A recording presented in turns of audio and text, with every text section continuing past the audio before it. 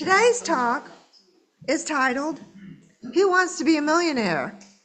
By Gary Kowalsky, to be read by Randy Schwalbe. Randy. Thank you, Margot. I'm not sure if I really want to do this sermon today, so Kelly, could you come up here?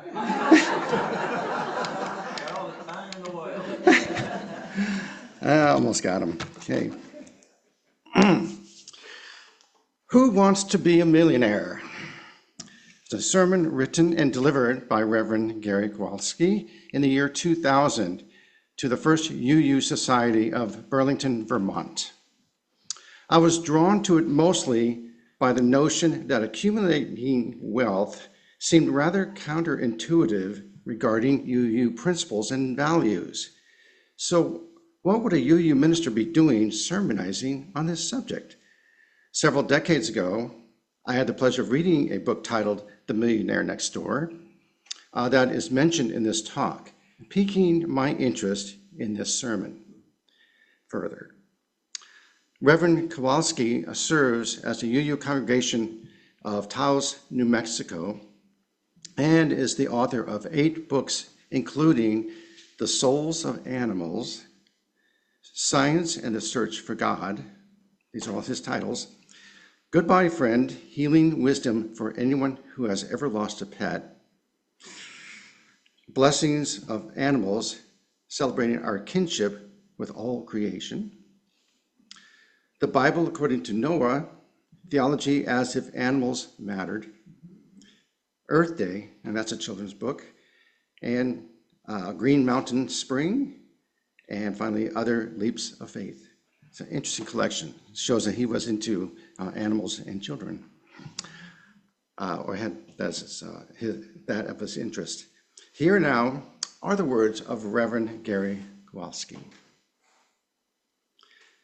Fantasies sometimes reveal undisclosed information about ourselves, our hidden phobias, unspoken desires, and unexamined motives. And group fantasies say much about our culture, our society's real values, as opposed to the ideas that receive mainly lip service. And maybe that's why I find myself occasionally watching the popular TV quiz show, Who Wants to Be a Millionaire? Partly, I tune in for the same reason 18 million other viewers do so. I like to match my wits against the contestants to see if I can answer the tough questions like, what is the capital of Australia? And I'll give you a hint, it's not Sydney and it's not Melbourne. And to groan when players miss the easy ones. In the title of a 1950s Chuck Berry song, what classical composer is asked to roll over?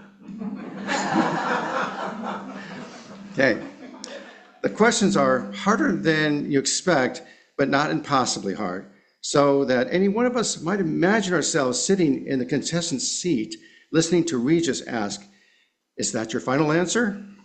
Wondering whether we have what it takes to win $1 million. And who hasn't at one time or another entertained a fantasy of instant wealth and riches? But while I can enjoy the show on one level, I find myself troubled by it on another. What accounts for the fantastically high ratings that program receives? Why has it spun off a host of imitators, from Greed to Who Wants to Marry a Multimillionaire? All of which feature the drawing card of quick money with no real expenditure of effort. How is it that so many Americans' fondest dream seems to be winning the lottery? Why has gambling become a national obsession so that people now spend more money in casinos than they do on all other forms of entertainment, including sports, movies, and the music industry combined? Wow. What accounts for the explosive growth of day trading in the stock market? Except that hordes of people think they can make a quick dollar without any of the patience or self-discipline required of more traditional investors. The The phenomenal popularity of Who Wants to Be a Millionaire seems to be based on the fact that it struck a nerve. Those Nielsen's have rocketed because so many people have begun to lose the ability to distinguish between fantasy and reality. More and more, I'm going to repeat that. The Nielsen's have rocketed because so many people have begun to lose the ability to distinguish between fantasy and reality. More and more seem to believe that the good life is within easy reach, the good life being defined solely in material terms, and the way to get there being mostly a matter of luck and timing rather than hard work and perseverance. That truly is a delusion. Now, there may be a grain of truth there somewhere. I don't want to say that money is not important or that the fickle finger of fate doesn't play a role in determining who gets rich and who doesn't. J. Paul Getty, when asked to share his own personal formula for success, gave the advice to get up early, work hard, and strike oil. Okay. There are racial disparities in the distribution of wealth that need to be addressed, and men still earn more than women for doing the same jobs. But to a surprising extent, the people who wind up wealthy in America do so not because they happen to be born white or male or with a silver spoon in their mouth, and not because they happen to know who invented Velcro or sang backup for the Supremes. When you look at the social and economic statistics, you find that most of the people who really are millionaires have some very simple things in common. They save their money and invest it over time. They don't have flashy lifestyles or buy expensive clothes or luxury cars. Most of them went to public schools, not prep schools or private academies. Most never inherited a dime from their parents. And most expect to work hard somewhere between 45 and 55 hours a week. And that's actually conservative assessment. Most work even longer. These are all among the findings of Thomas Stanley from his book, The Millionaire Next Door, which examines the question of who really has money in the United States. He dispels the illusion that millionaires live more extravagantly than the rest of us. Most live far more frugally than their middle-class neighbors. And Stanley turns up some surprising data regarding ethnicity. You may not guess that Turks or Palestinians are more than twice as likely to have $1 million as the average American household, or that Americans of Russian descent have a better chance of hitting the jackpot than white Anglo-Saxon Protestants. But that's what the numbers show. Many millionaires are first-generation immigrants to this country. It's their children and grandchildren, the second and third generation, who are more likely to fritter the money away as they become acculturated into a shop-till-you-drop society. So, you may ask the question then, can anybody get rich if they work hard, live simply, save, and invest? I'm not sure I'd go that far, but that would seem to be the implication if you consider the life of Osceola McCarty of Hattiesburg, Mississippi, who made headlines in 1995 when she donated $150,000 to start a scholarship fund for African American students in financial need. Miss McCarty, who passed away last year, and that was 1999, was 88 years old at the time she signed a charitable trust transferring her wealth to the state university at the time of her death.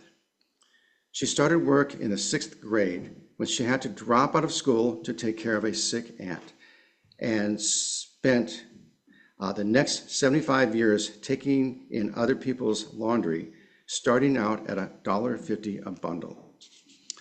Miss McCarty, who never owned a car and was in the habit of walking wherever she needed to go, noted, "The secret to building a fortune is compounding interest.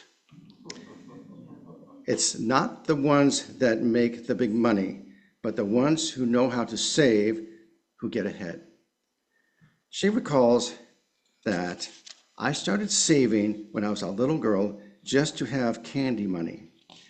When I got grown, I started saving for my future. I'd go to the bank once a month, hold out just enough to cover my expenses, and put the rest into my savings account. Every month, I'd save the same and put it away. I was consistent." Later, she began putting money into mutual funds and CDs, but it was the consistency that paid off, and her generosity inspired matching gifts that tripled the size of her bequest, creating a scholarship fund of almost $500,000, directly inspiring media mogul Ted Turner to donate $1 billion to the United Nations. Some of McCarty's tips for getting rich. Hey, here they are. "I don't like to waste. I keep everything, clothes, furniture, housewares, until it wears out. Usefulness often outlasts style. I don't buy clothes very often, but when I do, I try to find something on sale. I'll spend a little more for something of a higher quality if I have the money to spare. I think a Christmas savings account is a good idea. Every year I save and prepare to spend that money. It's crazy the way some people will get into debt at that time of the year. Credit cards," she says, "are okay for some people, but I wouldn't go for one. I try not to spend money that I don't have buying what I can't afford." Of course, Miss McCarty also needed a reason to save. Part of her reason was self-interested. Quote, "A smart person plans for the future," she said. "You never know what kind of emergency will come up, and can't rely on the government to meet all your needs. You have to take responsibility for yourself." Part of the reason she was such a good steward of her money was disinterested, however. She wanted to give other people opportunities that she never had. "I can't do everything," she's observed, "but I can do something to help somebody. And what I can do, I will do. I wish I could do more." I wonder how many of us are as rich as Osceola McCarty. Rich not only in monetary terms, but also in spiritual terms. It raises the question of how we define wealth.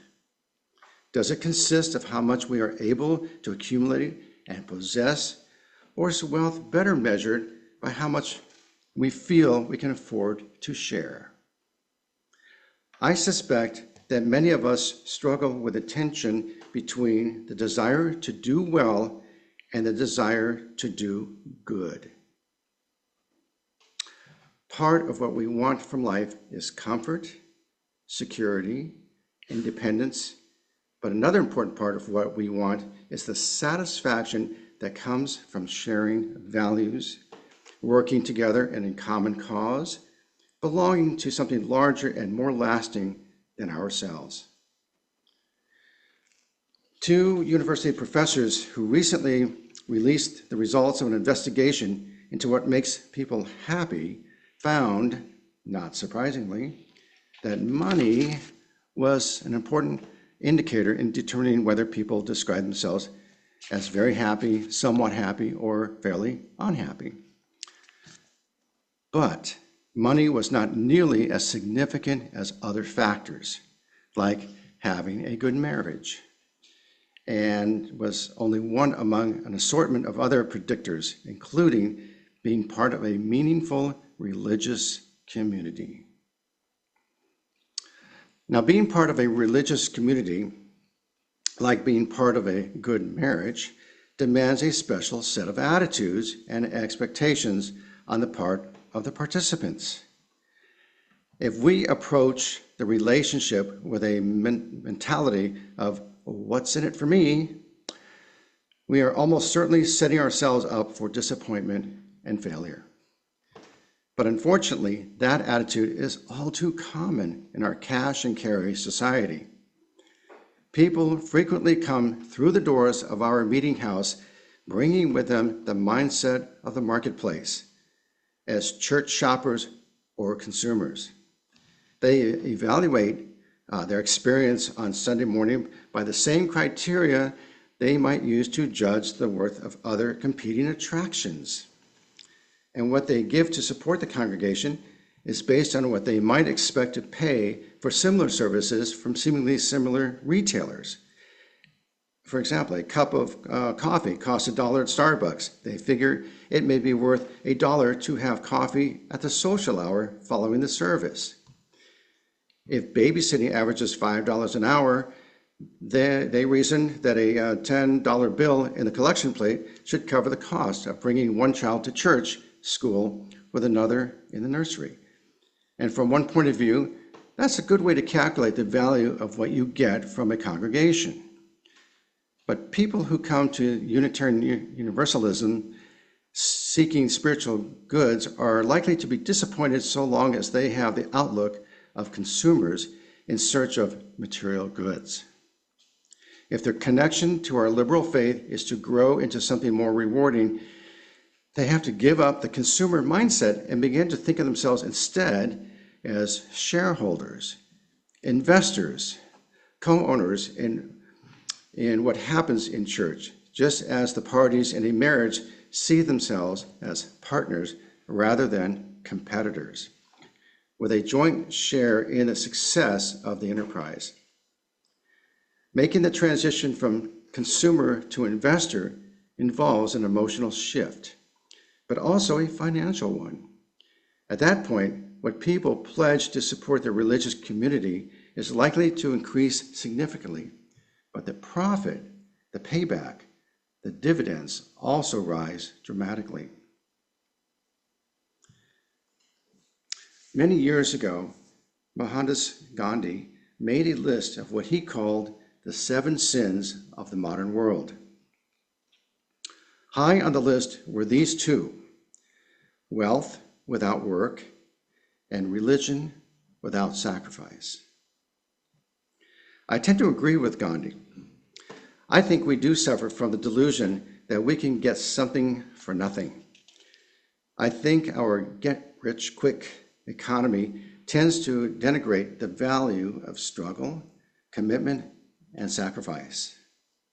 Maybe I'm old-fashioned, but I agree with Osceola McCarty, who said that hard work gives life meaning.